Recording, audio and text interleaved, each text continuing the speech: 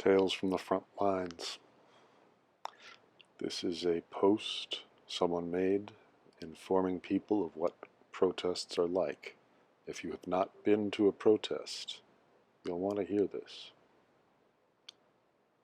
Long post ahead. I wanted to provide an informative post on what the reality of being at a protest is like, as I know that many of you have never attended or been involved. I'm also guessing that from the outside they appear incredibly chaotic, which makes it easy to jump to the conclusion that the police are just doing their jobs. Every single protest I have ever been at, from 1998 to current, has always unfolded this way. First things first. You'll see lots of different types of folks at a protest, hear a cacophony of sounds, feel a lot of energy, and there's a good possibility that you'll feel incredibly overwhelmed. The majority of everything you experience has a purpose.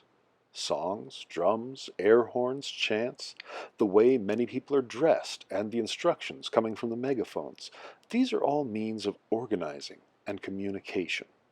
Protests are not chaotic. In fact, they're incredibly organized and choreographed.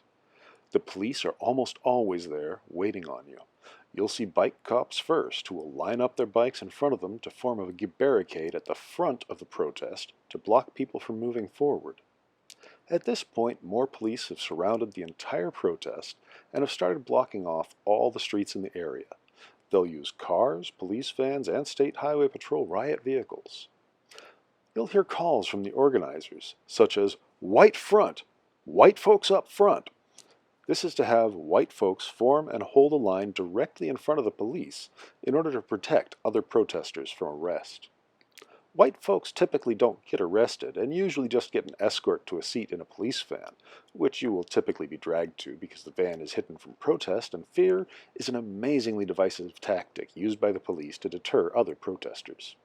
With zip-tie handcuffs and then released once everyone is dispersed. You may also end up spending the night in the drunk tank, but charges are rare. The same cannot be said for people of color and trans women. The other call you may hear is "block up." You'll hear this, or if you see a large group of individuals wearing all black, faces and heads covered, gloves, etc. These individuals are using a tactic referred to as the Black Bloc. They are not a faction of anarchists. Many of them aren't even anarchists at all. They're not there to incite violence, and they don't all know each other. They wear all black so they cannot be individually singled out or identified. This call, Black Bloc, will bring folks using block tactics to the front line to hold the line. The block serves two functions. One, to surround the entire protest to protect those in the middle as well as organizers, and two, to cause diversions to draw police away from the centralized protest, most typically in order to get aid for folks who have been shot, gassed, etc., as well as to get folks out. The media will always portray them otherwise. While a line around the protest has started to protect those with a message, police start their own tactical piece. Cops in riot gear are most likely there now, and they have either moved to the front line or are standing behind the bike cops. Cop cars have all moved into place now to surround the protest and deter anyone from moving or leaving. Batons and mace will be openly displayed to incite fear.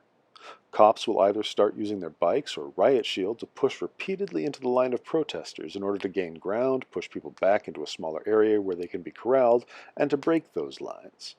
If the lines break, people will be pushed into smaller, more manageable groups. Divide and conquer. In addition, there are plainclothes officers in the protest gathering information and often inciting violence using COINTELPRO tactics. See something get hurled out of the middle of a protest toward police?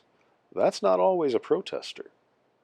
Police will continue to push into people, create barricades, start grabbing people on the outside or edges of the protest, especially if the line breaks, and arresting them.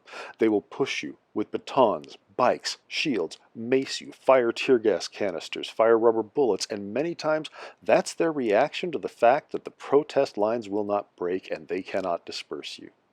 The threat of violence from police is always there, and in most situations that's where the violence starts. Something as trivial as throwing a water bottle will cause a police charge, and all of the above. Riots are also organized by a general rule: state and corporate property only. No bodegas and no mom and pop shops. Don't believe me or anyone else who's experienced this? Then go for yourself. I promise you'll come away appalled at what you saw. Or you could go to a white supremacy rally.